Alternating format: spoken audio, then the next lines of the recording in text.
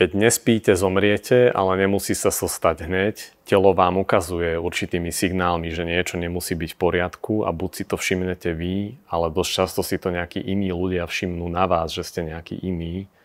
Necítite sa odpočinutí, ste zábudliví, nekoordinovaní, agresívni, nie ste veľmi emocionálne stabilní, upadá vám pozornosť, cítite, že nerobíte veľmi dobré rozhodnutia.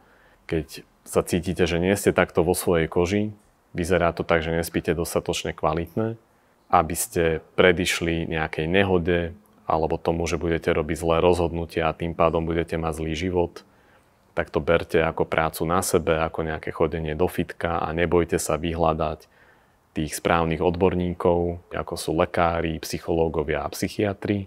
Tí vedia veľmi dobre zhodnotiť ten spánok, či za tým nestojí nejaká konkrétna choroba. A keď vyriešite tú príčinu, tak budete zase vo svojej koži, budete žiť život naplno, budete na vrchole svojej produktivity a povedal by som, že zdravej produktivity. Pretože zdravie máte iba jedno a spánok je produktívna aktivita.